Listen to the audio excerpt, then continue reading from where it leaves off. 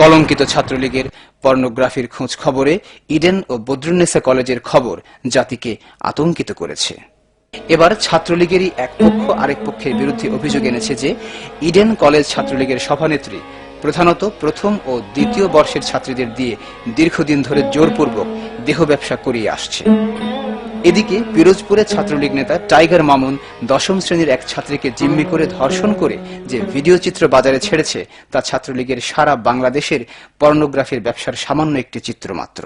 পিরোজপুরের এক স্কুল ছাত্রীকে ধর্ষণ ও তা ভিডিও করে বাজারজাত করায় প্রশাসনের তোলপাড় শুরু হয়েছে। ধর্ষিত স্কুল ছাত্রীর অভিযোগ, জেলা ছাত্রলীগের নেতা টাইগার মামুন জোর করে তাকে ধর্ষণ করে। ময়মনসিংহ আনন্দমোহন কলেজের শতবর্ষ পূর্তি অনুষ্ঠানে শত শত ছাত্রীর শ্লীলতাহানির মাধ্যমে ছাত্রলীগ তাদের পশুত্বকে আবারও প্রকাশ করল। যে ভিডিও দিয়ে তৈরি করা হয়েছে এই রিপোর্ট, সেটি ঘটনার রাতের ভিডিও। ময়মনসিংহের যে কোনো ভিডিও দোকানে, এমনকি উৎসুক মানুষের ঘরে ঘরে এটি পাওয়া যায়। এই ভিডিও দেখেও অনেককেই চিহ্নিত করা সম্ভব, কিন্তু না তদন্ত কমিটি না পুলিশ কেউই কোনো দুষ্কৃতকারী চিহ্নিত করতে পারেনি।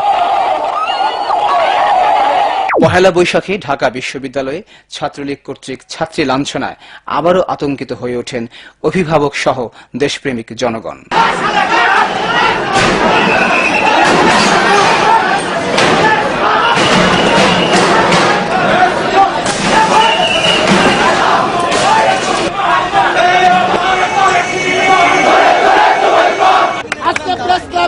যে ক্ষতি করা হয়েছে, তার চোখে ঝলঝল করে পানি ভরছে, সে থরথর করে কাঁপছে যে আমার ইতিহাসে আমি এরকম কখনো দেখি নাই। ভালো ছেলে বলে ছাত্রলীগ করলে এই দলের এই অবস্থা হইতো না। যদি জ্ঞান বুদ্ধি থাকতো তাহলে প্রেস ক্লাবে এসে হামলা করতো।